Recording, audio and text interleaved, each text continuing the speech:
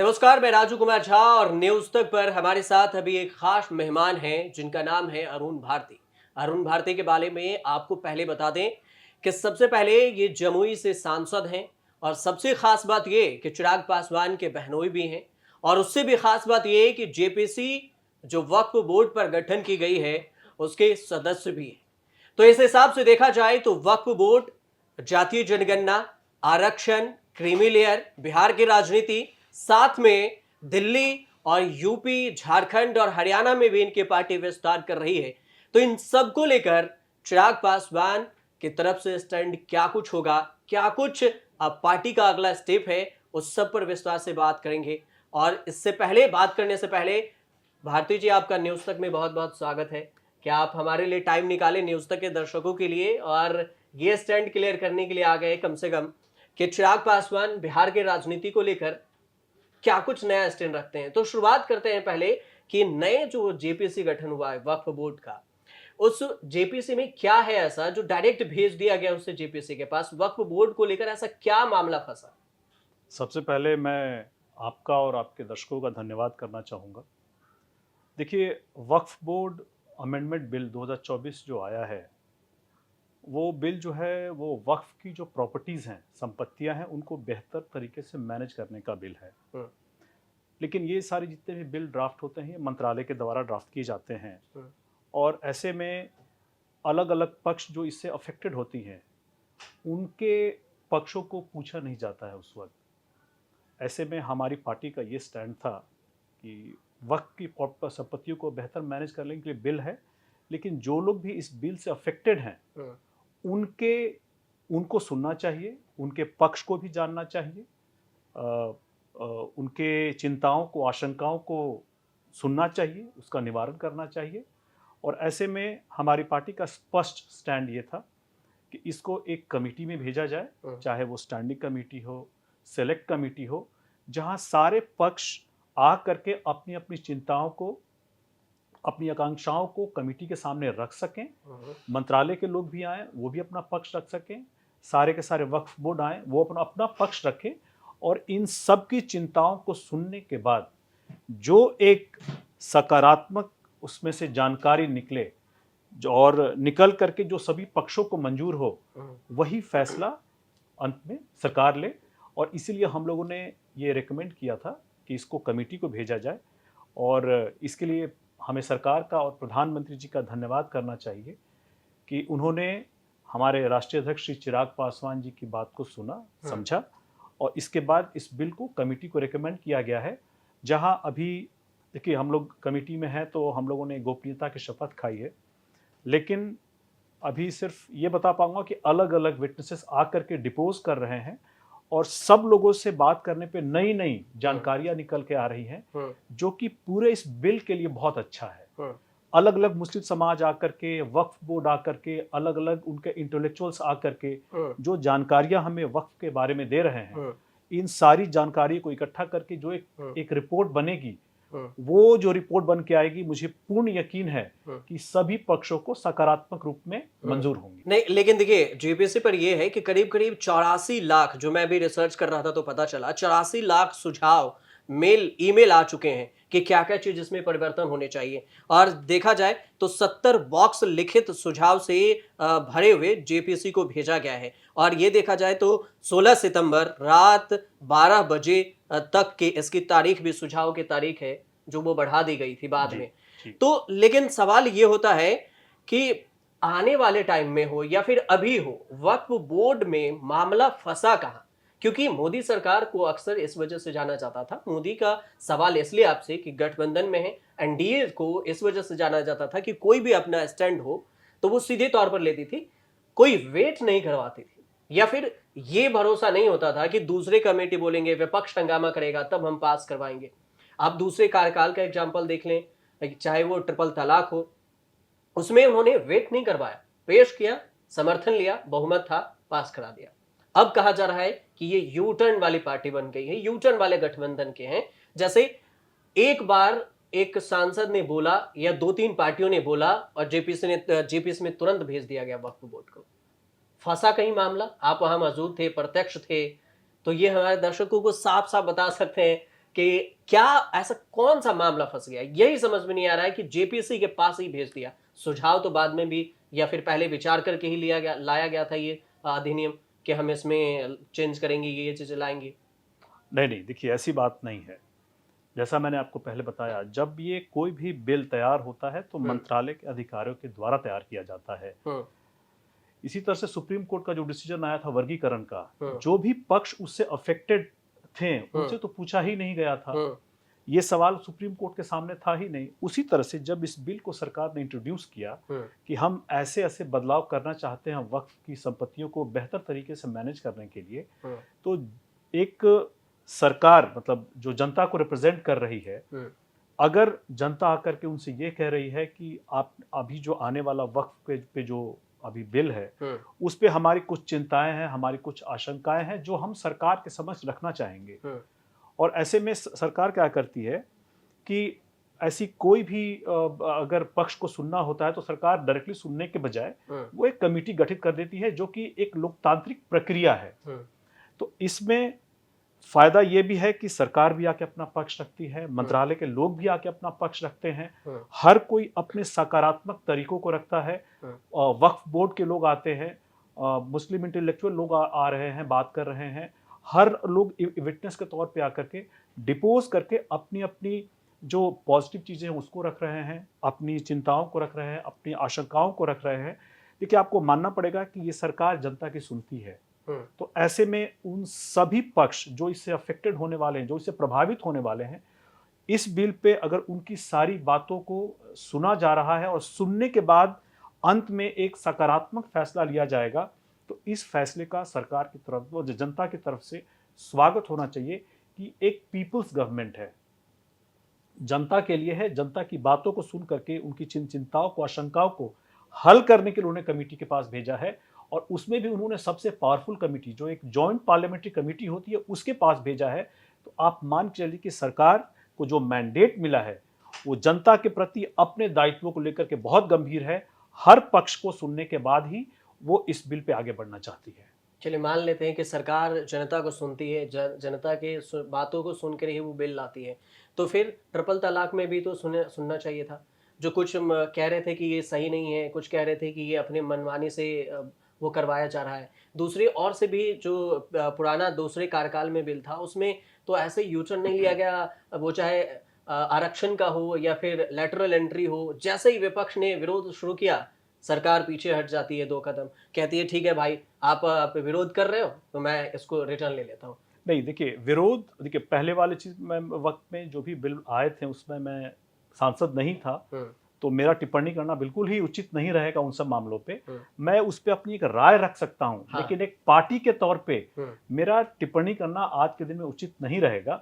लेकिन अभी जो हो रहा है, अभी इस बिल पे अभी जो 3 मामले हुए हैं जिस पे, तो सरकार ने कोई यूटर्न नहीं लिया है। जब एक सरकार जनता के प्रति जवाबदेह होती है, एक जनता के प्रति जब जिम्मेदार होती है, तो उनकी चिंताओं को, आशंकाओं को सुनती है, उनकी बातों को सुनती है, उनका हर जनता के हर आवाज को सुनना, हर किसी के पक्ष को सुनने के बाद एक सकारात्मक फैसला लेना एक सरकार का दायित्व है, जिम्मेदारी है।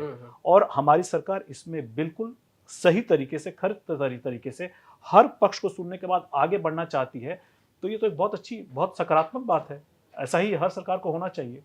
वक्फ बोर्ड की बात होती है तो यहाँ पर चिराग पासवान की पार्टी का क्या स्टैंड है, चिराग पासवान का क्या स्टैंड है इस पर? जैसे जेडीयू कह रही है हम समर्थन कर रहे हैं, कांग्रेस आरोप लगा रही है कि ये सब अपना स्टैंड क्लियर करें कि ये किस तरफ है, क्या चाहते हैं, कि वो उसके समर्थन में रहेंगे या नहीं रहेंगे। तो इसमें क्या है, आप उनके तरफ से क्या क्या लग रहा है आपको? इस देश में मुस्लिम समाज पर, मुस्लिम समाज का जिसने सबसे ज़्यादा फायदा उठाया है वो कांग्रेस की सरकार है। और मुस्लिम समाज के आगे नहीं बढ़ने का जो पार्टी सबसे ज़्यादा जिम्मेदार है वो कांग्रेस पार्टी है। इस पूरे दौरान अलग अलग, मतलब लगभग मान के चलिए 75 सालों में सबसे अधिक समय तक किसी पार्टी ने अगर राज किया है, सत्ता में रही है, तो कांग्रेस है। उसके बावजूद भी मुस्लिम समाज की स्थिति आज आप देख लीजिए। उसके बावजूद भी वक्फ बोर्ड जो यहाँ तक आया है, जो उसमें संपत्तियां हैं जो सही से मैनेज नहीं हो पाई थी, क्या ये कांग्रेस ये सब काम अपने सत्ता जब वो थे तब तो कर सकते थे? उन्होंने किया नहीं। आज जब इस चीज को लेकर के हमारी सरकार सजग हुई है और वो चाहती है कि इन संपत्तियों को बेहतर तरीके से मैनेज किया जाए, इससे ज्यादा इनकम हो, जिससे मुस्लिम समाज को, वक्फ बोर्ड को फायदा हो। ये सब संपत्तियां अल्लाह को दान की गई हैं ताकि इनसे सब मुस्लिम समाज का फायदा हो, समाज में सबका फायदा हो। इस चीज को जो आज कांग्रेस पार्टी पूछ रही है, उनसे सबसे पहले ये सवाल होना चाहिए कि जिन चीजों के बारे में आज आप अपना स्टैंड रख रहे हैं, इतने साल सत्ता में रहने के बाद क्या आपने क्यों नहीं किया इन चीजों को, ताकि मुस्लिम समाज की स्थिति पहले के मुकाबले बहुत बेहतर स्थिति में होते, उनका समाज भी आज आगे बढ़ रहा होता। काफी हद तक उन्होंने सिर्फ मुस्लिम समाज को एक वोट बैंक के तौर पे देखा है, हमेशा उसका फायदा उठाया है। हमारी सरकार बहुत सारी चीजों को लेकर के बहुत सजग है और इसी सारे मामलों में वक्फ की जो संपत्तियां हैं बेहतर तरीके से मैनेज करने के लिए ये बिल आया है। हम लोग इस बिल के सपोर्ट में हैं, लेकिन साथ ही साथ हम चाहते हैं कि जो भी पक्ष इससे अफेक्टेड है, इससे प्रभावित है, उनकी चिंताओं को, उनके पक्ष को भी सुना जाना चाहिए। सुना जाने के बाद जो एक सकारात्मक सबका जो सजेशन आ जाए, उसको बिल में इनकॉर्पोरेट करके सकारात्मक तरीके से इसको आगे बढ़ाया जाए। और मुझे पूर्ण यकीन है कि हम मुस्लिम समाज के लिए जो स्टैंड हमारे राष्ट्रीय अध्यक्ष चिराग पासवान जी ने लिया है कि हम लोग पक्ष में हैं, लेकिन सबके पक्षों को सुना जाए और सुनने के बाद ही इसको सकारात्मक तरीके से लोकसभा में पास किया जाए। एक ऐसा फैसला है इस कमेटी के द्वारा जो सभी पक्षों को मंजूर हो। ये एक समावेशी सकारात्मक तरीका हुआ लोकतंत्र में काम करने का, जिसके लिए हमारे अध्यक्ष चिराग पासवान जी एकदम गंभीर हैं और ऐसी किसी भी मामले में उनका स्टैंड जो है यही रहेगा कि हम लोग हर पक्षों को जो भी बिल आए उनको सुने, उनकी चिंताओं को जरूर सुने, उसको उसमें समावेशी करें। ऐसा नहीं लगता कि कभी खुशी कभी गम साथ रहेंगे हम इस राह पर? जो एलजेपी की बात हो गई कि हम विरोध भी नहीं कर रहे हैं, साथ भी खड़े हैं और कह रहे हैं कि कमेटी भी बनाइए, विचार करेंगे, तब हम आपके साथ में रहेंगे। नहीं, हमने कहा है कि हम लोग सपोर्ट में हैं इस बिल के, लेकिन सबके पक्षों को सुना जाना चाहिए। और जहां तक बात रही कि हम देखिए, आप जब सरकार के साथ होते हैं गठबंधन में, तो एक गठबंधन सहयोगी होने के नाते, एक सजग जागरूक गठबंधन सहयोगी होने के नाते आपको ये देखना है कि आप सही जानकारी, जनता की सही आवाज, जनता के सही पक्ष को सरकार के मुखिया तक ले जाएं। एक राजनेता होने के तौर पे यही आपकी जिम्मेदारी है, जनता की आवाज को सरकार के मुखिया तक ले जाना, उनको सही जानकारी देना आपकी जिम्मेदारी है, ताकि सरकार के मुखिया भी सही फैसला ले सके। तो यही काम हमारे अध्यक्ष श्री चिराग पासवान जी कर रहे हैं, जनता की आवाज को सरकार के मुखिया तक पहुंचा रहे हैं, सही जानकारी उनके पास ले जा रहे हैं, और यही एक राजनेता का दायित्व है, उसकी जिम्मेदारी है जनता के प्रति। कुछ जो चीजें हैं जिसको लेकर आप पर्सनल अपनी राय भी बता सकते हैं। क्या ऐसा लगता है कि वक्फ बोर्ड जो है जानबूझकर जबरदस्ती करती है, हथियाने का काम करती है? ऐसा कुछ लगता है? क्योंकि मैंने जितने भी अभी तक उसकी जानकारी पढ़ी है, उसमें पता चलता है कि वक्फ बोर्ड जिस पर दावा ठोक दे, उस पर आप केस नहीं लड़ सकते, आप किसी पे सुप्रीम कोर्ट में सुनवाई नहीं हो सकती। लेकिन क्या ये सच है?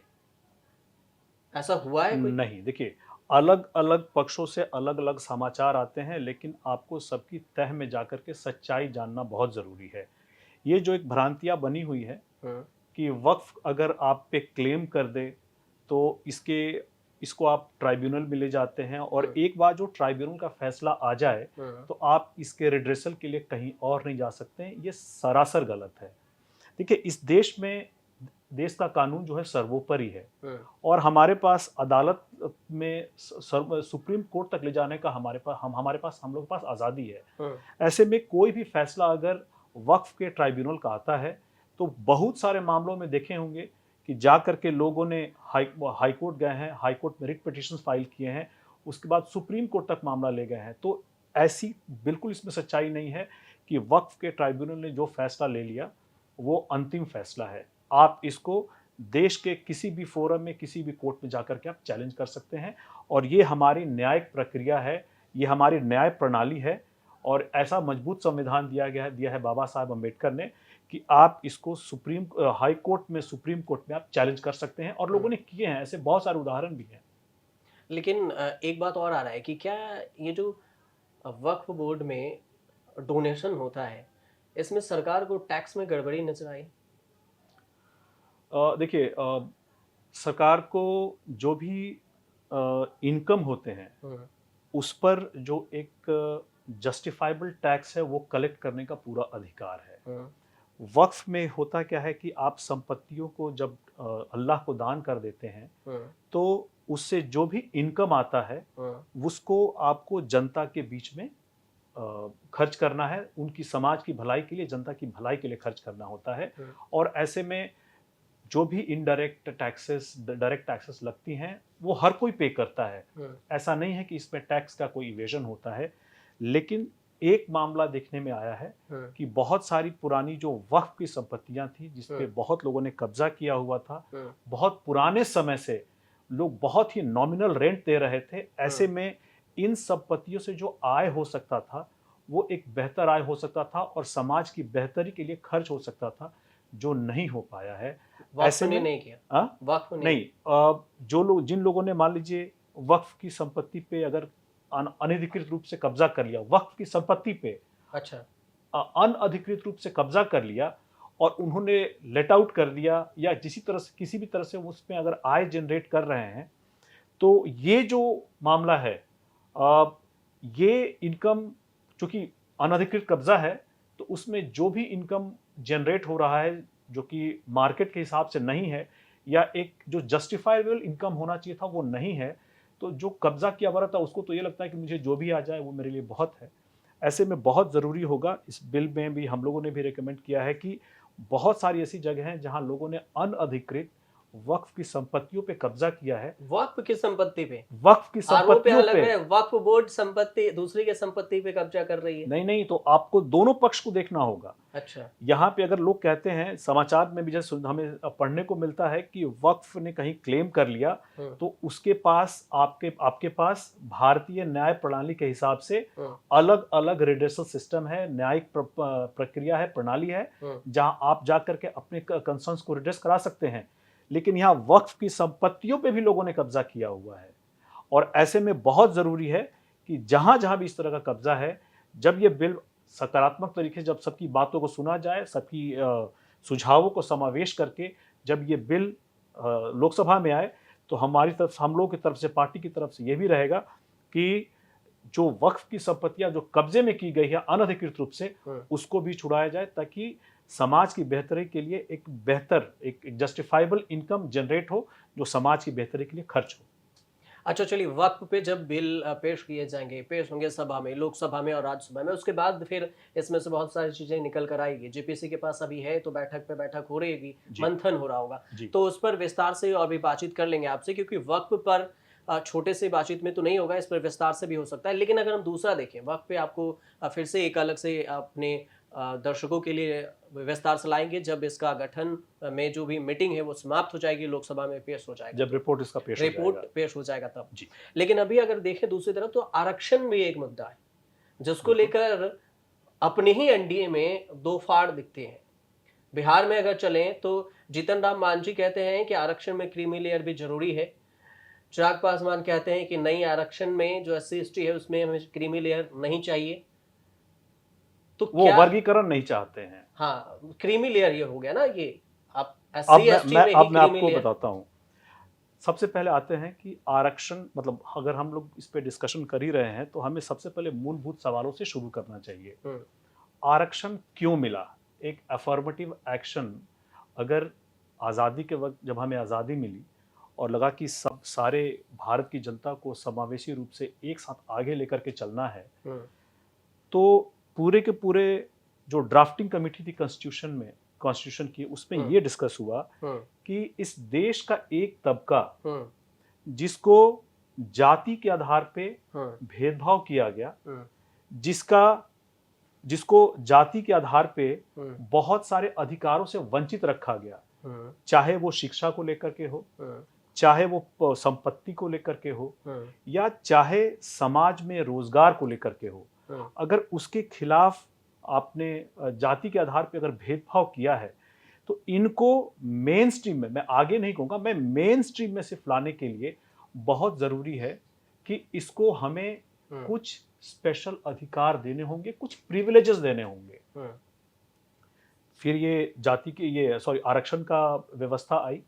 ऐसे में शिक्षा में ये प्रिविलेज मिला कि हम लोग आगे पढ़ शिक्षा पाएँ, में, नौकरी में। नौकरियों में मिला, हाँ।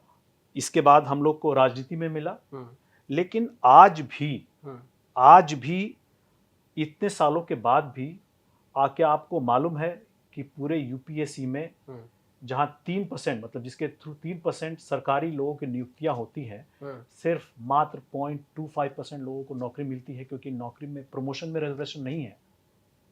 ये तो फिर वो। मात्र दो हाँ, मात्र 0.25% को ही नौकरी मिलती है सरकारी, और उस प्रमोशन में कोई रिजर्वेशन नहीं है। हाँ, मैं welfare of SC ST committee का भी मेंबर हूँ। हाँ, हम लोगों ने पीएसयूज के जो बोर्ड्स होते हैं और अपर मैनेजमेंट होते हैं, हाँ, उन लोगों को बुला करके डिपोजिशन के लिए बुलाया था, और वहां पे डेटा देख के हमें पता चला कि पीएसयू जो भारत सरकार की कंपनियां हैं, हाँ, उसके बोर्ड्स में हाँ, और अपर मैनेजमेंट में भी वहां पे शेड्यूल कास्ट शेड्यूल ट्राइब के लोग नहीं हैं। ओबीसी के लोगों की भी मात्रा बहुत कम है। इसके अलावा आ जाइए आईआईटी में और आईआईएम में जो प्रोफेसर्स हैं, हाँ, और कई ऐसे विभाग हैं, आप उनमें जाके खोज लीजिए कि क्या कोई भी प्रोफेसर एससी एसटी का है, क्या कोई भी विभाग का अध्यक्ष एससी एसटी का है। देखिए, अब हम लोग को इतने सालों के आरक्षण के बाद ये समझ में आया है कि एक जो मन में समाज के प्रति एक बन गया है कि मेरी नौकरी नहीं हुई क्योंकि आरक्षण था, ये एक गलत धारणा बनी हुई है। हाँ, आज भी इस समाज को आपको एक होमोजीनियस ग्रुप की तरह देखना पड़ेगा।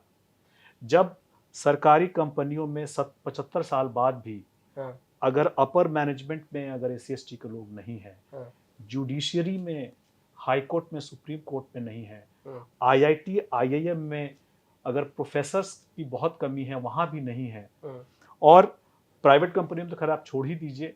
इसके अलावा इनके साथ होने के बाद भी अभी समाज का एक बहुत बड़ा तबका पीछे है। हाँ, तो ऐसे में बहुत ज़रूरी हो जाता है कि अभी तो यहाँ क्रीमी लेयर बना ही नहीं है। हाँ, जब क्रीमी लेयर बना ही नहीं है, अगर क्रीमी लेयर बना होता तो हमको पीएसयू के बोर्ड्स में लोग दिख रहे होते हैं, आईआईटी आईएम्स में लोग दिख रहे होते हैं, बड़ी बड़ी कंपनियों में लोग दिख रहे होते हैं, नहीं दिख रहे हैं। तो आज के दिन में क्रीमी लेयर जब है ही नहीं, तो वर्गीकरण किस बात का। ऐसे में हमारे सीनियर हैं जीतनराम मांझी जी, बहुत हम लोगों से बहुत ज़्यादा अनुभव रखते हैं, हाँ, लेकिन जब वो बात करते हैं कि उसमें वर्गीकरण होना चाहिए, तो इस पूरे समाज के इंटरेस्ट के खिलाफ हाँ, सिर्फ एक बहुत छोटे तबके की बात कर रहे होते हैं। एक दलित नेता होने के नाते हम लोगों की आशा है, उनसे आशाएं हैं, अपेक्षाएं हैं कि वो पूरे समाज की बात करेंगे, सिर्फ एक छोटे तबके की बात नहीं करेंगे। आप। और ऐसे में हाँ, बहुत ज़रूरी है कि आरक्षण में फिलहाल अभी कोई वर्गीकरण नहीं होना चाहिए। आप कह रहे हैं आईआईटी में रिजर्वेशन नहीं है, आप कह रहे हैं पीएसयू में आईआईटी में रिजर्वेशन नहीं आप है। एससी एसटी के प्रोफेसर एक खोज के आप मुझे नाम बता दीजिए। अच्छा, कह रहे हैं प्रोफेसर नहीं है। चलिए, आपके बात अगर मान भी लिया जाए, दूसरी बात ये भी कह रहे हैं कि क्रीमी लेयर के अभी है ही नहीं हमारे समाज में। जी जीतन राम मांझी कह रहे हैं कि जो आय लिमिट फिक्स की गई है, जैसे ही ओबीसी में है ना क्रीमी लेयर का जी कैटेगरी, उसमें कहा गया है 8 लाख रुपए तक आय आपके सालाना है तो आप क्रीमी लेयर के नीचे रहेंगे, जी नहीं आएंगे नॉन जी क्रीमी लेयर में। जी तो यही फार्मूला एससी एसटी में लगाना था। सुप्रीम कोर्ट ने आदेश दिया, केंद्र सरकार भी बोली हम नहीं लगाएंगे। लेकिन जो मान के चलिए, उसमें अभी भी ये चीज तो व्याख्या है कि अगर कोई सांसद है, विधायक है, जिनकी आय 8 लाख रुपए से ज्यादा है, या फिर वो डॉक्टर है, ऐसे तो व्याख्या है ना। कितने डॉक्टर हैं इनसे बताइए। बहुत सारे, मतलब आपको इसमें मैं परसेंटेज में तो जवाब देता नहीं हूँ। है। सबसे पहले देखिए, सुप्रीम कोर्ट के पास जब ये मुद्दा आया, तो इस मुद्दे पे Davinder Singh versus state of Punjab का ये केस है, केस था, हाँ। जहाँ पे जब आया है तो सुप्रीम कोर्ट के पास इस केस से रिलेटेड जो सवाल आए थे, उन सवालों में कहीं से वर्गीकरण का कोई सवाल नहीं था, पहला। और दूसरा कि अगर आप वर्गीकरण चाह रहे हैं, आप चाहते हैं कि इसमें वर्गीकरण हो और आगे लोग आएँ, तो मेरा तो मत ये होगा कि जिस तरह से वक्फ बोर्ड पे हम लोगों ने स्टैंड लिया हम्म, कि सभी पक्षों को सुना जाए, तो सुप्रीम कोर्ट ने तो बगैर SC ST समाज से किसी को सुने बगैर ही डिसीजन पास कर दिया। आप अलग अलग तरह के जितने भी एसोसिएशंस हैं, SC ST के प्रबुद्ध लोग हैं, बड़े लोग हैं, सरकार का पक्ष जानिए, इसमें आप जो SC ST समाज के लोग हैं उनके पक्षों को जानिए, आप सच्चाई देखिए, आप डेटा देखिए, आप फैक्ट्स देखिए, तब इस पे आप डिसीजन करें, बात करें, तो एक समझ में भी आता है कि समावेशी सकारात्मक फैसला हुआ है। ये तो एक तरफा फैसला हुआ बगैर किसी पक्ष को जाने हुए। आज भी SC ST समाज जो है बहुत पीछे है। देखिए कुछ लोग अरुण भारती के आगे आ जाने से, जब मैं MBA करने गया था तो मैंने GMAT का एग्जाम दिया था, वहां तो कोई रिजर्वेशन नहीं है। जब मैंने बाकी जगह जब मैं लंदन में जाके काम कर रहा था या मैंने अपना उद्योग लगाया था, वहां तो कोई रिजर्वेशन नहीं है। तो मुझे इसका फायदा मिला कि मैं मेन स्ट्रीम में आने में कामयाब हो गया। लेकिन क्या ये बताइए कि एक अरुण भारती के आगे आ जाने से क्या पूरा समाज आगे बढ़ गया है? लेकिन सुप्रीम कोर्ट यही तो कह रही है कि जो यही आ मेन रहे हैं, स्ट्रीम के जो लोग यही हैं, आ रहे हैं। मेरी बेटी अभी क्लास 10 का एग्जाम दी है, हाँ, उसको बेस्ट 4 में 90% मार्क्स आए हैं, उसको वहाँ कोई रिजर्वेशन नहीं है। वो आज मैं मेन स्ट्रीम में आ गया हूँ तो मेरी बेटी आज इस लायक है कि वो भी मेन स्ट्रीम में आकर के बाकियों के साथ compete कर सकती है। लेकिन हमारा ये जो इस रिजर्वेशन का फायदा लेकर के जो हम लोग आगे आए हैं, वो तबका क्रीमी लेयर के जितना नहीं है, वो बहुत छोटा तबका है। और ऐसे में बहुत जरूरी है कि आप इस क्रीमी लेयर के होने का वेट करें, कुछ समय दें। मुझे पूर्ण यकीन है कि रिजर्वेशन के इस प्रिविलेज का फायदा लेकर के और भी लोग आगे आएंगे। थोड़ा सा जब ये हुआ और समाज में जिस तरह की हमारा वर्गीक मतलब पहले से जातियों में बटे हुए थे, तो इसको लेकर अलग अलग तरह की भ्रांतियां बनी, अलग अलग तरह से लोगों के विचार बने, जिसके कारण आज भी भेदभाव जारी है। मुख्यमंत्री होते हुए जीतनराम मांझी जी जब मंदिर से बाहर निकले तो मंदिर को धोया गया। तो ये जानना पड़ेगा कि ये जातीय भेदभाव एक मुख्यमंत्री के साथ क्यों? उसी तरह से एक IPS अफसर को अपनी बारात निकालने के लिए पूरे लोकल थाने को बुलाना पड़ता है अपने गांव में, जबकि वो IPS अफसर हैं। तो उनके साथ भी जब ये हो रहा है तो ये जातीय भेदभाव है ना, ये नहीं होना चाहिए। और आरक्षण इसी चीजों का, देखिए आरक्षण जो है वो दर्द की दवाई है, वो बीमारी का इलाज नहीं है। इस बीमारी के इलाज को करने की जरूरत है। अभी भी आप अगर पढ़े होंगे क्या बोलते हैं मंडल कमीशन का रिपोर्ट, तो उसमें लिखा हुआ पहला लाइन है कि भारत में इक्वालिटी अमंग्स इक्वल होता है। तो हुजूर पहले हम लोग को इक्वल पेडेस्टल पे तो ले आइए, तब आप इस क्रीमी लेयर की बात कीजिए। पूरे समाज को के परिप्रेक्ष्य में आप देखेंगे, अगर आप पूरे समाज के परिप्रेक्ष्य में देखेंगे तो आज भी इस समाज को बहुत ज़्यादा सपोर्ट की ज़रूरत है आगे आने में। कुछ लोग आगे आए हैं, लेकिन जब तक आप एक बहुत बड़े तबके को आगे नहीं ले आते हैं, तब तक आप इसमें क्रीमी लेयर कहाँ से ढूंढ रहे हैं, वर्गीकरण कहाँ से ढूंढ रहे हैं? नहीं, आप ये कह रहे थे कि क्रीमी लेयर अभी हमारे समाज में नहीं है। जैसे आपने मंडल कमीशन का जिक्र किया, वैसे ही अगर डॉक्टर भीमराव अंबेडकर ने जो जब आरक्षण की बात कही थी, तो उन्होंने एक लाइन लिखा था कि हर 10 साल में रिव्यू होना चाहिए जी। कि आरक्षण में कौन उस आरक्षण का फायदा लेकर आगे बढ़े हैं, और उनसे अगर वो आगे बढ़ गए हैं तो फिर उन्हें या फिर उनके परिवार को आरक्षण से आगे ना बढ़ाया जाए। उनके आरक्षण को लेकर जो एकदम दलित हैं, जो एकदम नीचे तबके के लोग हैं, उनको दिया जाए। आपको ऐसा नहीं लगता कि समाज में हमारे बहुत सारे ऐसे लोग हैं जो आरक्षण का फायदा उठाते हैं, जबकि वो वेल क्वालिफाई हैं या फिर वो अच्छे संपन्न हैं, धनी परिवार से हैं, और उसके बाद भी आरक्षण का फायदा उठाते हैं, और वो आरक्षण का फायदा दलित जो है उनसे में, जो दलित हैं, महादलित हैं, उन तक पहुंच ही नहीं पाती है। तो कोर्ट तो ये कह रही थी ना कि आप सब, हमें आरक्षण हम खत्म नहीं कर रहे हैं, बल्कि आप कैटेगराइज कीजिए कि जो उसका फायदा उठाकर आगे बढ़े हैं उनसे ले लीजिए, और फिर ये जिनको नहीं मिला लाभ उनको दीजिए। तो आपको नहीं लगता कि ये होना जरूरी था? इससे ये भी फायदा होता कि जो नीचे दलित तबके के हैं, जिन तक नहीं पहुंच रहा है, जो संपन्न परिवार हैं, वो उनको मदद कर पाते, वो अपने आरक्षण से अगर हो तो उनको फायदा मिल पाता। देखिए इसमें आपने 2-3 चीज़ ऐसे पूछ ली हैं जिसका मैं एक समुचित जवाब देता हूँ आपको। किसी भी समाज में आरक्षण का क्या फ़ायदा हुआ है आपको कैसे पता चलेगा?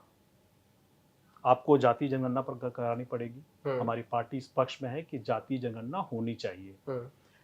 जाति जनगणना होने के बाद आपको पता चलेगा कि किसकी आबादी कितनी है और उसके हिसाब से किसको आरक्षण का कितना लाभ मिला है। क्या ये जातीय जनगणना आज तक हुई है?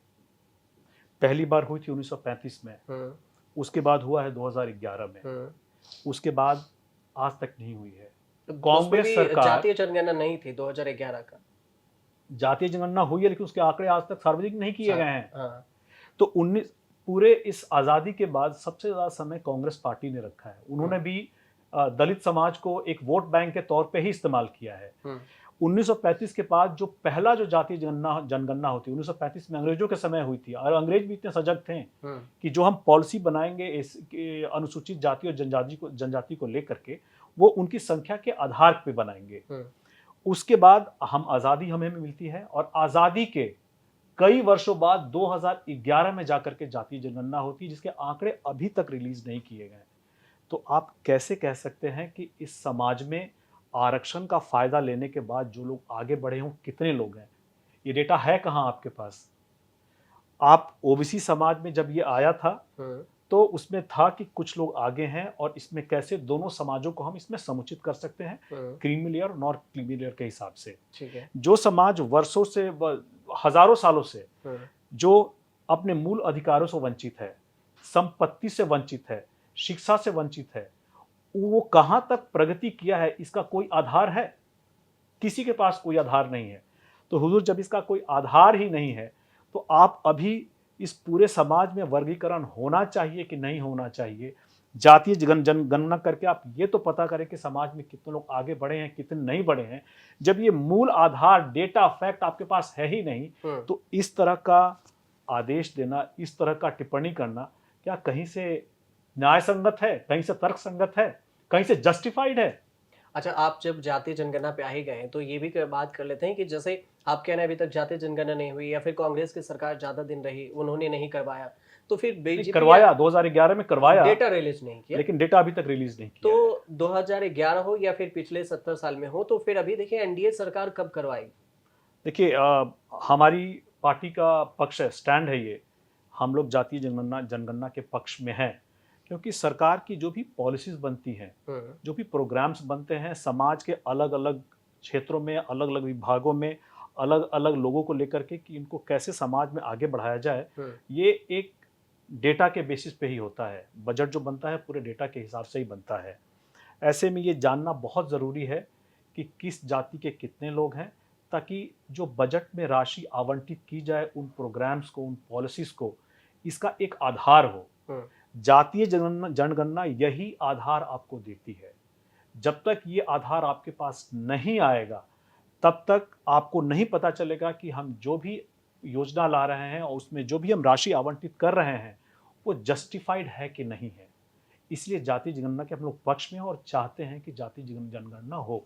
कुछ हद तक ऐसा नहीं लगता कि जैसे कांग्रेस के राहुल गांधी है, वो जहाँ जाते हैं कहते हैं जातीय जनगणना कराना चाहिए ताकि एक्सरे हो सके, जितनी आबादी उतना हक मिल सके, तो ये कांग्रेस भी वही कह रही है और आप भी यही कह रहे हैं कि वो जातीय जनगणना हो, तो फिर एनडीए के सहयोगी दल की भी मांग है हो। जब अमित शाह से सवाल पूछा जाता है कि आप जातीय जनगणना कब करा रहे हैं, तो जवाब ये आता है कि जब होगा तब हम बताएंगे। देखिए, जब राहुल गांधी ये पूछ रहे होते हैं तो वो प्योर पूरी तरह से राजनीति कर रहे होते हैं, राजनीतिक चाल है उनकी। वो लगभग 10 सालों से सत्ता से बाहर हैं। वो चाहते हैं किसी तरह से हम झूठ बोलकर, समाज को बरगलाकर, समाज के लोगों को झूठ बोलकर हम कैसे कुछ भी बोल करके वापस सत्ता में आ सकें। क्योंकि अगर कांग्रेस पार्टी इस बात को लेकर के बहुत सीरियस होती तो उनको इतना लंबा समय नहीं लगता है पहला जातीय जनगणना, आज़ादी के बाद पहला जातीय जनगणना कराने के लिए। जब राहुल गांधी ये बोल रहे हैं तो सरासर एक झूठ बोल रहे होते हैं और ये उनकी राजनीतिक चाल है सत्ता वापस पाने की। जब हम लोग बोल रहे हैं और अपनी सरकार को हमने अपना पक्ष भी रखा है कि जब हम इसके पक्ष में हैं तो हम चाहते हैं कि ये समाज का भला हो, समाज के लिए जो पॉलिसी प्रोग्राम बने, जो राशि आवंटित हो उनको आगे बढ़ने के लिए एक जस्टिफाइड न्याय संगत तरीके से हो। तो जब उनके पास मौका था तब तो उन्होंने किया नहीं। आज जब हम इस मांग को उठा रहे हैं तो हम पूरे समाज की बात कर रहे हैं और हम चाहते हैं कि हमारा समाज को अगर उन पॉलिसीज प्रोग्राम का जस्टिफाइड न्याय संगत तरीके से अगर उनको मौका मिलता है, उनको आगे बढ़ने का, समाज में मेन स्ट्रीम में आने का मौका मिलता है, तो इसका वो अवश्य लाभ उठाएंगे। अच्छा, आप इससे बात किए, अभी चलिए कि मैं ये बोलता हूँ कि सब पार्टी अपने अपने हिसाब से कह रही है कि हम लाभ उठाते हैं। एक और जो सवाल सबसे ज़्यादा रिंग रहा है वो ये कि चिराग पासवान 2025 में बिहार से विधानसभा चुनाव में अकेले उतरेंगे या फिर सहयोगी दल के साथ। दूसरी बात ये भी है, उसी में आप जोड़ लीजिए कि चिराग जो मोदी के हनुमान कहा करते थे, वो कभी अब हनुमान बन के भी अगर हम कहें तो मोदी से कभी भिड़ जाते हैं, कभी लड़ जाते हैं, कभी बयान अपोजिट दे देते हैं। वो चाहे 3 बैक टू बैक आप बयानबाजी देखिए, लैटरल एंट्री हो, आरक्षण हो, जहां बीजेपी कह रही है नो नो, वहां पे चिराग कह रहे हैं यस यस, जहां चिराग पासवान कह रहे हैं यस यस, वहां पे बीजेपी कह रही है नो नो। तो ये ऐसा नहीं लगता कि हनुमान भी है और फिर विरोधाभास भी है? बिल्कुल नहीं, मुझे ऐसा नहीं लगता। और मुझे ये लगता है कि हमारे राष्ट्रीय अध्यक्ष श्री चिराग पासवान जी, जनता की आवाज़ को उठाना एक राजनेता के तौर पे उनकी जिम्मेदारी है, और एक केंद्रीय मंत्री रहते हुए ये भी उनकी जिम्मेदारी है कि सरकार के मुखिया तक सही जानकारी, सही फैक्ट, सही डेटा, सही जनता की आवाज़ पहुंचे, और उनको पहुंचाना उनका दायित्व है मंत्रालय में, मंत्रिमंडल में रहते हुए। जब इन 3 मुद्दे, जो सबसे पहले आया था आरक्षण पे वर्गीकरण का, ये जो मैंने आपसे सवाल पूछे कि इस जो डिसीजन आया है इसका आधार क्या है, क्या इस समाज के पक्ष को जाना क्या है, किस आधार पे वर्गीकरण होगा, क्या इसका कोई आधार है? जब इसका कोई आधार ही नहीं है तो ये सही जानकारी उन्होंने अपने सरकार के मुखिया तक पहुंचाई, सही तरीके से पहुंचाई, और बड़ी बात ये रही कि सरकार के मुखिया ने इन चीजों को सुना, समझा, और तब जाके उन्होंने एक सकारात्मक फैसला लिया। चाहे यही मामला जब लैटरल एंट्री का मामला हो, लैटरल एंट्री या किसी भी तरह की कोई भी सरकारी नियुक्तियां होती हैं तो उसमें आरक्षण के प्रावधानों का ध्यान रखा जाता है। और जब मैं आरक्षण के प्रावधानों की बात करता हूं तो मैं SC ST और सिर्फ OBC की बात नहीं करता हूं, मैं साथ में EWS की भी बात करता हूं। अभी आप ये बताइए कि जो भी 54 ये नियुक्तियां आई थी लैटरल एंट्री के लिए, क्या इन समाजों के प्रतिनिधित्व को मौका मिला था? नहीं मिला था। यही इसी जानकारी को मैं बाकी मंत्रियों के बारे में नहीं कह सकता, लेकिन मैं ये जानता हूं कि हमारे राष्ट्रीय अध्यक्ष जी जनता की आवाज को लेकर के, उनकी कंसर्न्स, उनकी चिंताओं को लेकर के बहुत सजग है, और सही जानकारी सरकार के मुखिया तक पहुंचाना उनकी जिम्मेदारी थी, उनका दायित्व था, और उन्होंने उसी चीज को प्रधानमंत्री जी के पास पहुंचाया। और आपको ये अप्रिशिएट करना पड़ेगा कि प्रधानमंत्री जी ने उनकी बातों को सुना, समझा, उनके पास पूरी एक टीम है, तब उन्होंने इस पे सकारात्मक फैसला लिया। तो इन तीनों मुद्दों पे जो चिराग पासवान जी, हमारे राष्ट्रीय अध्यक्ष जी ने जो स्टैंड लिया है, वो उन्होंने सरकार का ही काम किया है। उन्होंने हनुमान के तौर पे अपनी ही सरकार को के पास सही जानकारी, सही सूचना पहुंचाई है। देखिए, एक होता है सूचना पहुंचा देना और एक सही सूचना, दोनों में बहुत फर्क होता है। कई बार लोग सारी सूचनाएं होने के बाद भी गलत डिसीजन लेते हैं। इन्होंने सही सूचनाएं पहुंचाई, और सही सूचनाएं डेटा और फैक्ट के साथ पहुंचाया। इसीलिए प्रधानमंत्री जी ने भी इनकी बात को सुना, और उनका बहुत बहुत आभार है कि उन्होंने उस पर फिर सही उचित फैसला लिया। 2025 के विधानसभा चुनाव में बिहार में क्या है? देखिए, मुझे ये लगता है कि 2025 में जो विधानसभा का चुनाव होगा, हम लोग पांचों गठबंधन के लोग मिलके लड़ेंगे, और ये हम लोग माननीय मुख्यमंत्री नीतीश कुमार जी, माननीय प्रधानमंत्री नरेंद्र मोदी जी और अपने राष्ट्रीय अध्यक्ष श्री चिराग पासवान जी के नेतृत्व में ही चुनाव में जाएंगे। तो मिलके चुनाव लड़ेंगे। गठबंधन में सारी चीजों का फैसला होगा। तो नहीं है पक्का, जैसे 2020 या 15 की बात करें वैसा तो नहीं होगा। परिस्थितियां दोनों वक्तों पे देख लीजिए आप, परिस्थितियां अलग थी, लेकिन बहरहाल उसके बाद गंगा में बहुत पानी बह चुका है। हम लोग 2025 का विधानसभा का चुनाव गठबंधन में ही रह करके लड़ेंगे। अच्छा, अब गंगा में पानी बहने के बाद से मुझे याद आया कि गंगा में पानी ही नहीं, अब पुल भी बह रहा है। गंगा में कोई पुल नहीं बह रहा है। अब सारे नदी में तो पुल गिर ही रहे हैं धड़ाधड़। कहीं देखिए, जितने भी पुल अभी जैसे बिहार में जो समाचार में आए थे, बहुत जगह ऐसे पुल जो गिरे हैं। हमारी पार्टी का ये मानना है कि ऐसे जहाँ जहाँ भी आधिकारिक प्रशासनिक लापरवाहियों के कारण जहाँ जहाँ भी पुल गिरे हैं, उस पे जांच करके जो भी इसके लिए दोषी हैं उन पे कड़ी कार्रवाई करनी चाहिए। बहुत जगह मेंटेनेंस जहां सही तरीके से होना चाहिए था शायद नहीं हो पाया है, तो ये जांच का विषय है, इसको जांच किया जाए, और जांच करने के बाद जो भी दोषी पाए जाते हैं उनके ऊपर सरकार कड़ी कार्रवाई करे। बिहार में इस बार जो है पॉलिटिकल सिनेरियो देखा जाए जी। तो त्रिकोणीय मुकाबला से भी ज्यादा उसमें भी गठबंधन में त्रिकोणीय मुकाबला दिख रहा है। मुझे लगता है कि बिहार विधानसभा के चुनाव में जो एनडीए का गठबंधन है, हम्म। फिलहाल मुझे वो सबसे मजबूत दिख रहा है। इसके अलावा विपक्ष क्या, मुझे कहीं से कोई कोणीय मुकाबला नहीं दिख रहा है। सिर्फ एक कोणीय दिख रहा है कि हम एनडीए के जो सहयोगी दल हम साथ मिलकर लड़ेंगे, हमारी मेजॉरिटी आएगी और हम ही लोग सरकार सरकार बनाएंगे। कहीं से कोई त्रिकोणीय, पता नहीं आपको कहां से नजर आ रहा है, मुझे तो नजर नहीं आ रहा है। ये गठबंधन बहुत मजबूती से इकट्ठा है और जब हम चुनाव में जाएंगे तो आपको इसका नतीजा भी दिख रहा होगा। 3 नाम जो मैं बता रहा हूँ आपको, एक जी। प्रशांत किशोर, तेजस्वी यादव, नीतीश कुमार। ये तो बिहार में है अभी जो तीन तीन तो हैं, तीनों तीन तरह से। जी। और उधर से एक आप देखें तो सहयोगी में देखा जाए तो आप हैं, तो एनडीए को मान लें नीतीश कुमार का चेहरा अगर, तभी तो त्रिकोणीय हुआ। तो आप ये बताइए कि तीनों नाम को लेकर और एक दूसरा देखा जाए तो जो फेस लड़ेगा वो मैदान में उतरेगा, मतलब चुनाव प्रचार में, वो राहुल गांधी भी जो तेजस्वी यादव के फेस से। तो ये चारों नाम पर आपकी क्या टिप्पणी है कि ये कैसे चेहरे हैं, आप अलग अलग, छोटा एनडीए को छोटा। देख लीजिए। सबसे पहले मैं बात करता हूं एनडीए की। हाँ। एनडीए में न नेता की कमी है, न चेहरों की कमी है। हम्म। मैं 3 नाम आपको अभी गिनवा देता हूं। माननीय मुख्यमंत्री नीतीश कुमार जी, हम्म। उनके नेतृत्व में जाएंगे। माननीय प्रधानमंत्री श्री नरेंद्र मोदी जी के नेतृत्व में जाएंगे हम्म। और राष्ट्रीय अध्यक्ष श्री चिराग पासवान जी के नेतृत्व में जाएंगे। इन 3 बड़े चेहरों के सामने आप तेजस्वी यादव जी का चेहरा ला रहे हैं। तेजस्वी यादव जी, अगर आप अगर ये देख लें तो अभी आप मुझे उनका एक कंट्रीब्यूशन बता दीजिए जो उन्होंने बिहार की जनता के लिए किया हो जिस वक्त वो डिप्टी सीएम थे। ऐसा एक कार्य बता दीजिए जिसके लिए हम ये कह सकें कि इसका श्रेय हम तेजस्वी यादव जी को दे सकते हैं। ऐसा कोई भी, देखिए उनको तो ये विरासत में मिला है। वो तो 9वीं फेल क्रिकेट छोड़ करके आए और तुरंत ही आकर के मुख्यमंत्री के दावेदार बन गए। उन्होंने कौन सा स्ट्रगल किया है?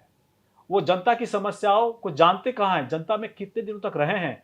अभी भी जो उनकी यात्रा चल रही है, समस्तीपुर जाते हैं, फिर बाहर तो विदेश चले जाते हैं, फिर वापस आते हैं, फिर मुजफ्फरपुर घूमते हैं, फिर दरभंगा जाते हैं, दरभंगा जाते हैं। उनको आभार करना चाहिए बिहार की जनता का, जिन्होंने इनको अभी भी सर माथे पे बिठा रखा है।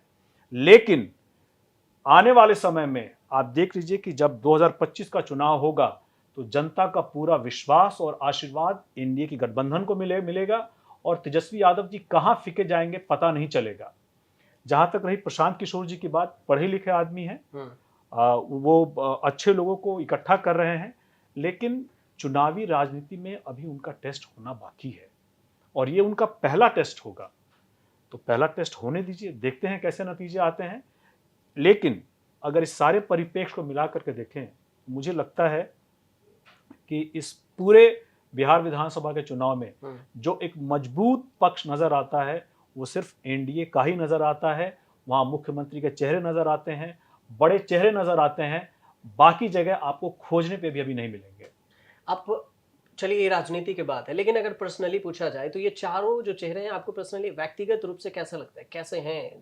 चाहे वो प्रशांत किशोर हो, तेजस्वी यादव हो, राहुल गांधी हो, नीतीश कुमार हो, तो इन पे अगर कोई टिप्पणी करना हो कि ये व्यक्तिगत रूप से कैसे हैं, तो 2-2 लाइन में टिप्पणी क्या कहेंगे? मैं शुरू करता हूं माननीय प्रधानमंत्री नरेंद्र मोदी जी से। उनके पास प्रशासनिक जो अनुभव है, राजनीतिज्ञ के तौर पे अनुभव, प्रशासनिक के तौर पे अनुभव, एक राज्य चलाने का अनुभव और एक देश चलाने का अनुभव, बाकी कोई ऐसा गठबंधन नहीं है जहां पे इस तरह का अनुभव आपके सामने उपलब्ध हो। ठीक है, नीतीश कुमार। माननीय मुख्यमंत्री नीतीश कुमार जी जंगल राज से बिहार को निकाल करके लाने वाले और वो पुरोधा हैं, वो जननायक हैं जो जंगल राज के समय जब बिहार गर्त में चला गया था उसको उठाकर वो उस पेडेस्टल पे लाए हैं कि आज बिहार विकसित होने के मामले में जो गति पाई है ये नीतीश कुमार जी का ही दिया हुआ है। और उनका भी जो प्रशासनिक अनुभव है उस अनुभव का कोई तोड़ नहीं है। हमारे राष्ट्रीय अध्यक्ष चिराग पासवान जी, इनका जो संघर्ष का जो समय रहा है और जो इनका 10 वर्षों का राजनीति का अनुभव रहा है और जिस तरह से वो जनता को एक उम्मीद देते हैं, एक आशा देते हैं आने वाले समय के लिए, इन तीनों चेहरों के अलावा बाकी आपको जो भी दिखते हैं वो या तो भ्रष्टाचार के में लिप्त दिखते हैं या फिर वो ऐसे लोग दिखते हैं जो कि बगैर संघर्ष किए आ करके बार बार लॉन्च होते हैं और फेल होते हैं। तेजस्वी जी के बारे में मैंने बताया, कोई संघर्ष नहीं है उनका। जो भी है उनके पिता का जो जंगल राज था, जो उनका समीकरण चला रहा है, उसके उसके बदौलत चल रहे हैं। राहुल गांधी जी अनगिनत बार लॉन्च हो चुके हैं राजनीति में, और पता नहीं और कितनी बार लॉन्च होंगे। कम से कम आज भी, मतलब उनका अनुभव जो है 15 साल से ज़्यादा हो चुका है। आज भी एक राजनेता के तौर पे उनको खुद को साबित करना बचा हुआ है। और प्रशांत किशोर जी पढ़े लिखे अच्छे व्यक्ति हैं। मुझे उम्मीद है कि आने वाले समय में बिहार में एक विकल्प बने, लेकिन इस बात का अभी टेस्ट बाकी है। इस चुनावी राजनीति के बाद बहुत सारी चीज़ें एकदम साफ हो जाएंगी। अच्छा, मान लेते हैं कि अगर आपने एनडीए से नीतीश कुमार की अगुवाई में चुनाव लड़ा, नीतीश कुमार के बाद सीएम फेस कौन होगा? क्या चिराग पासवान या फिर देखिए, जेडीयू से? नीतीश कुमार जी के बाद एनडीए के गठबंधन में कौन चेहरा बनेगा मुख्यमंत्री का, ये तो गठबंधन मिलकर के तय करेगा। एक पार्टी, एक लोक जनशक्ति पार्टी के कार्यकर्ता होने के नाते मैं चाहूंगा कि चिराग पासवान जी को मुख्यमंत्री का चेहरा बनाया जाए, लेकिन मेरे चाहने से अकेले कुछ नहीं होता है।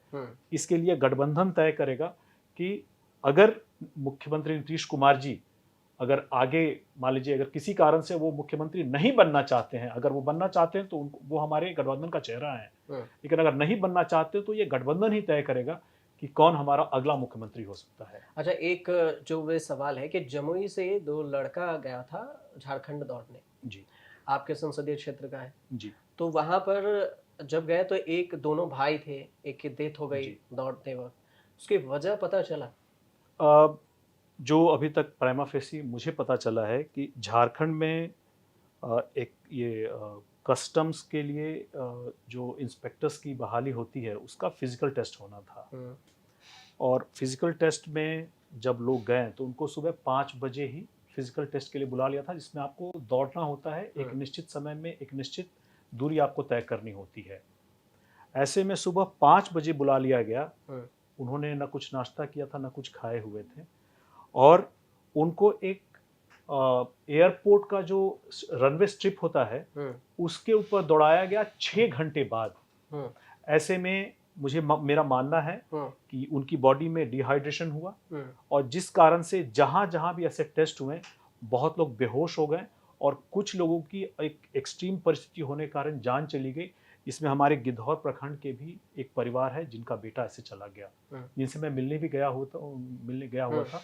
और मैंने उनको पूरा ये आश्वासन दिया है कि हमारी सरकार की तरफ से, प्रशासन की तरफ से जो भी हर संभव मदद हो सकती है हम लोग जरूर कराएंगे। तो मुझे ये समझ में आ रहा है कि इसमें प्रशासनिक चूक हुई है झारखंड सरकार की तरफ से, जहाँ पे अगर उन्होंने अभ्यर्थियों को फिजिकल टेस्ट के लिए सुबह 5 बजे बुलाया था तो उनको आधे घंटे में, 1 घंटे में टेस्ट लेकर के फ्री कर देना चाहिए था। उन्होंने जो टेस्ट 6 घंटे बाद शुरू किया, इसमें से किसी भी अभ्यर्थी को फिजिकल टेस्ट से पहले खाने का, पीने का कोई मौका नहीं मिल पाया, जिसके कारण से उसके शरीर में पानी की कमी हुई, जो ज़रूरी इलेक्ट्रोलाइट होते हैं उसकी कमी हुई, और डिहाइड्रेशन के कारण 12 से ज़्यादा लोग की जान चली गई, और 500 से ज़्यादा लोग इसमें बेहोश हो गए थे, जिनको सरकारी मदद के बाद ये अस्पताल में भर्ती कराया गया और कुछ मदद भी दी गई है।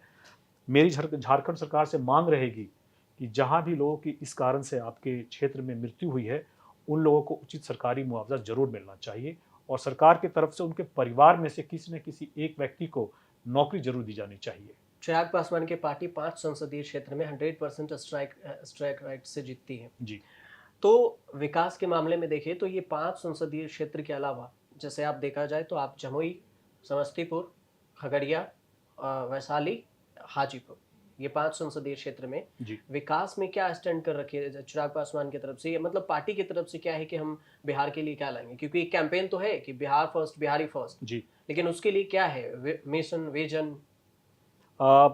इन हमारे 5 संसदीय क्षेत्रों में 5 सांसदों ने अपने अपने क्षेत्र के विकास के लिए एक रूपरेखा तैयार कर रखी है। अगर मैं अपने क्षेत्र की बात करूं तो मेरा जो पहला लक्ष्य था, जब चिराग पासवान जी जब 10 साल पहले वहाँ सांसद बने थे, तो वहाँ बहुत चीज़ें नहीं थी। शिक्षा के क्षेत्र में बहुत अभाव थे, वहाँ पे रोजगार के तौर पे बहुत अभाव था, अभी भी है। बहुत सारे गाँव को बिजली से, सड़क से नहीं जोड़ा जा सका था। पिछले 10 सालों में चिराग पासवान जी ने लग करके वहाँ एफसीआई का रीजनल ऑफिस खुलवाया है, वहाँ पासपोर्ट का ऑफिस खुलवाया है, वहाँ पे केंद्रीय विद्यालय खुला है, वहाँ पे मेडिकल कॉलेज जो है अंडर कंस्ट्रक्शन है, ये काम उन्होंने करवाया है। इसके अलावा उन्होंने बहुत सारे गाँव को बिजली से और सड़क से जोड़ा है। जब वो अपने पिता के दायित्वों को पूरा करने के लिए हाजीपुर लोकसभा से चुनाव लड़ने आए थे, तो मैंने जनता से यही वादा किया था कि मेरा जो पहला लक्ष्य होगा, वो जो भी अधूरे काम चिराग पासवान जी के द्वारा रह गए हैं, उसको पूरा करना होगा। ऐसे में लगातार पिछले 3 महीनों में जो हमारा भ्रमण हुआ है, हम लोगों ने देखा कि बहुत सारी जो समस्याएँ हैं, उसको हमने सूचीबद्ध किया है। चाहे वो बरनार जलाशय का मामला हो, चाहे वो गढ़ी डैम का मामला हो, चाहे ट्रेनों के ठहराव को लेकर के हो, चाहे वहाँ पे अभी जैसे बिहार सरकार ने एक नया पॉलिसी लाई है, जहाँ जमुई में इंडस्ट्रियल एरिया बनेगा, उसके लिए ज़मीन मुहैया कराना हो, चाहे पेट्रोलियम मंत्रालय की तरफ से एक संयंत्र लगाने की बात हो 25 एकड़ में। तो ऐसे सारे मामले हैं जो जो अभी तक मेरे संज्ञान में आए हैं, उसके लिए हम लोग लगातार लग करके एक लक्ष्य बना करके चल रहे हैं कि एक समयबद्ध तरीके से इन चीज़ों को हम करा सकें, ताकि वहाँ के लोगों को तो नौकरी मिलेगी ही मिलेगी, वहाँ एक लोकल इकोनॉमी जो डेवलप होता है वो तो होगा ही होगा, और साथ में पलायन भी रुकेगा। तो एक क्षेत्र की विकास को लेकर के हम लोग एक अपना अपना चारों पांचों सांसद अलग अलग अपना एक स्ट्रैटेजी लेकर के चल रहे हैं, और हम लोग उसी पे काम कर रहे हैं। पूरे बिहार के लिए भी ऐसे ही हाँ, स्ट्रेटजी है। अब ऐसे में क्या होगा कि जो हम लोगों ने अभी तक अपने लिए डिसाइड किया है, क्योंकि आप Bihar first Bihari first vision document को देखेंगे, तो उसमें हम लोगों ने बड़े विस्तार से सारा लिख के दिया हुआ है कि चाहे शिक्षा का क्षेत्र हो, चाहे रोजगार का क्षेत्र हो, चाहे स्वास्थ्य का मामला हो, चाहे किसानों का मामला हो, चाहे सिंचाई को लेकर के हो, पेयजल का मामला हो, इन मामलों को कैसे हम सॉल्व कर सकते हैं, वहाँ हमें मौका मिलेगा तो हम इस बिहार फर्स्ट बिहारी फर्स्ट को सरकार का अपना, अब खैर हमारा तो मैनिफेस्टो है ही, गठबंधन के मैनिफेस्टो में इसको ऐड करा करके इस पर हम लोग स्ट्रैटेजी के तहत काम करके इन सारी चीज़ों को अगर धरातल पे उतार पाते हैं, तो हम लोग एक बदला हुआ बिहार देखेंगे। अच्छा, अंत में मुझे ये बताइए कि जैसे वहाँ पे विकास की आपने बात कर लिया, उसके अलावा चिराग पासवान की पार्टी एलजेपीआर और क्षेत्रों में जैसे देखिए पार्टी विस्तार कर रही है बिहार के अलावा, वो चाहे झारखंड हो, उत्तर प्रदेश हो, हरियाणा में भी क्या कदम ऐसा रख रही हैं, ये फिर बाकी भी प्रदेश में क्या बढ़ने की सोच रही हैं, बढ़ रही हैं तो फिर किस स्ट्रेटजी से बढ़ेगी? अ, हम लोग चूँकि बिहार में हमारे जब 5 सांसद आए और हम लोग थोड़ी मजबूत स्थिति में आए, तो हम लोग चाहते थे कि हमारे संस्थापक स्वर्गीय रामविलास पासवान जी का जो विज़न था, उन्होंने पहले भी कोशिश की थी कि हमारी पार्टी का विस्तार बिहार के बाहर भी हो। ऐसे में अभी हरियाणा में तो हम लोग बहुत कुछ नहीं कर पाए, क्योंकि तुरंत ही चुनाव अनाउंस हो चुके थे। लेकिन झारखंड में हम चाहते हैं कि हमारी पार्टी का दायरा बढ़े, हमारी पार्टी का विस्तार हो। यूपी में हम चाहते हैं कि हमारी पार्टी का विस्तार हो, हमारी पार्टी का दायरा बढ़े। मैं उन दोनों जगहों के लिए प्रभारी बना हूँ, और हम लोग कोशिश कर रहे हैं कि कैसे अपने कार्यकर्ताओं से जुड़ करके बिहार फर्स्ट बिहारी फर्स्ट, अपने संस्थापक के विजन को, अपने राष्ट्रीय अध्यक्ष जी का जो उनका एक डेवलपमेंट का जो एजेंडा है उसको लेकर के, उनके मंत्रालय से क्या सपोर्ट लेकर के हम लोग इन जगहों पर भी विकसित झारखंड बनाने के लिए या विकसित उत्तर प्रदेश बनाने में हमारा क्या सहयोग हो, हम उस पे भी काम करना चाहते हैं। ऐसे में आने वाले समय में आप हमारे राष्ट्रीय अध्यक्ष जी का लगातार प्रोग्राम झारखंड में और यूपी में होता हुआ देख रहे होंगे, और हम लोग भी चाहेंगे कि आगामी आने वाले चुनावों में, चाहे वो झारखंड में हो या उत्तर प्रदेश में हो, हम भी वहाँ भाग लें। और हम चाहेंगे कि चूंकि हम एनडीए गठबंधन में हैं, चूंकि हम यहाँ चुनाव लड़े नहीं थे पहले, तो हमारा कोई गठबंधन से इस बारे में बात नहीं है, लेकिन हम चाहेंगे कि हम आगे चुनाव में अगर पार्टिसिपेट करें तो गठबंधन के अंदर ही हम लोग इसमें पार्टिसिपेट करें। चुनाव लड़ने से पहले जब चुनाव में एंट्री नहीं हुई थी तो अरुण भारती क्या किया करते थे? क्योंकि जो जानकारी निकल के आई है उसमें दिल्ली विश्वविद्यालय श्री राम कॉलेज से कॉमर्स किया, बैचलर बीकॉम, जी, इंग्लैंड के university of university of Strathclyde UK से, जी, और वहाँ से आपने एमबीए किया। जी। उसके बाद देखिए तो मल्टीनेशनल कंपनी में बैंक में चार्टर अकाउंटेंट। मैं स्टैंडर्ड चार्टर्ड बैंक में काम करता था, हाँ। और वहाँ से काम करने के बाद मैंने जब पहला अपना व्यवसाय शुरू किया, तब मैंने रिज़ाइन करके व्यावसायिक इसमें घुसा था। हम लोग टेलीकॉम में प्रोजेक्ट्स करते थे, उसके बाद हम लोग यूटिलिटी शिफ्टिंग में प्रोजेक्ट्स करते थे, और इसके बाद ऑटोमोबाइल का डीलरशिप भी था। बहरहाल इन सब चीज़ों को कर रहे थे और ठीक चल रही थी ज़िंदगी, जब तक कि वो वक्त 2020 का नहीं आ गया था, जब पार्टी और परिवार में टूट हुई थी। हम्म, और उसके बाद जब लगा कि चिराग पासवान जी बिल्कुल ही अब अकेले पड़ गए, क्योंकि पिता के नहीं रहने के बाद हमेशा आपके परिवार में, मेरे परिवार में ये आकांक्षा होती है, अपेक्षा होती है कि जो परिवार के जो दूसरे सबसे बड़े हैं, हमारे चाचा जो हैं, वो परिवार का मुखिया बनेंगे। बहरहाल ऐसा नहीं हो सका। अपने जिस भी निहित स्वार्थ के कारण वो परिवार को और पार्टी को तोड़ करके गए थे, ऐसे में जरूरी था कि परिवार का एक सदस्य होने के नाते मैं चिराग पासवान जी के साथ खड़ा रहूं, और खड़ा रहने के साथ ही परिवार को इकट्ठा रखने के साथ ही हम लोग कैसे दोबारा अपने संस्थापक, अपने अभिभावक मेरे पापा जी जो स्वर्गीय रामविलास पासवान जी हुए, उनके सपनों को हम मरने नहीं दें। इसके लिए हम लोगों ने कहा कि हम सारी चीज़ों को छोड़ करके दोबारा पार्टी को रिबिल्ड करेंगे। हम जनता के पास जाएंगे।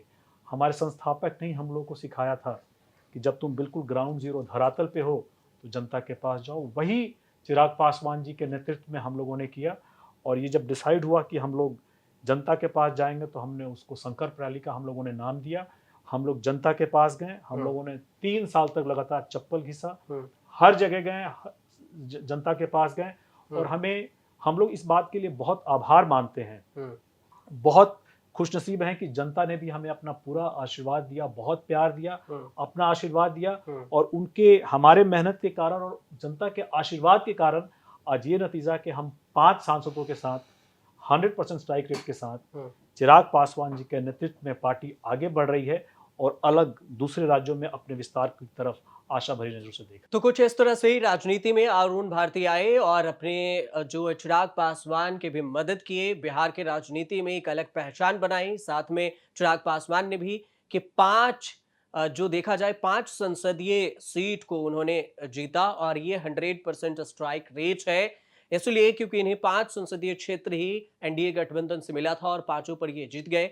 अब विधानसभा की बारी है। विधानसभा में कई सारे मुकाबले भी हैं। हालांकि हर पार्टी की तरह ये भी तो ये दावा कर ही रहे हैं कि नहीं, उतने ज्यादा कठिन मुकाबले नहीं होंगे। लेकिन असली परीक्षा, यूं कहें कि ये असली अग्नि परीक्षा तो 2025 के विधानसभा चुनाव के बाद ही होगा, जब नीतीश कुमार एनडीए के अगुवाई में सीएम फेस से उतरेंगे और उधर विपक्ष की तरफ से तेजस्वी यादव भी होंगे, चिराग पासवान भी चुनाव प्रचार में प्रचार कर रहे होंगे और प्रशांत किशोर भी कर रहे होंगे। इन सब के बीच में पार्टी विस्तार पर भी बातचीत हुई और साथ में जो सबसे चर्चित और गर्मा गर्म आप कह सकते हैं मुद्दा है, ज्वलंत मुद्दा है, जिस पर कोई हाथ डालने से भी बचता है, बयानबाजी करने से भी बचता है, वो आरक्षण और वो है वक्फ बोर्ड का मामला। उस पर भी हमने सवाल पूछा, कई सारे सवालों का जवाब मिला है और कुछ सवाल रह गए हैं जिस पर विस्तार से बातचीत करनी बाकी है। तो हम दूसरी बार जब इन्हें बुलाएंगे तो उस पर भी विस्तार से बात करेंगे और गंभीरता से बात करेंगे बिहार की राजनीति को लेकर, बाकी तमाम राज्यों में विस्तार को लेकर, वक्फ बोर्ड बिल पेश हो जाने के बाद क्या कुछ परिस्थिति बदली है, इस पर लेकर इन सारी चीजों पर बातचीत हमारी जारी रहेगी। कोशिश रहेगी कि हर सवाल का जवाब आप तक पहुंचे। आपके पास अगर कोई ऐसा सवाल हो आप जो पूछना चाहते हैं चिराग पासवान की पार्टी की तरफ से, या फिर अगर आप जमुई संसदीय क्षेत्र से देख रहे हैं या फिर इनके 5 संसदीय क्षेत्र से देख रहे हैं, तो कमेंट कर हमें जरूर बताइएगा। फिलहाल हमारे साथ जुड़े रहिए और अरुण जी, आप हमारे साथ आए, न्यूज तक को समय दिए, इसके लिए बहुत बहुत धन्यवाद। बहुत बहुत धन्यवाद।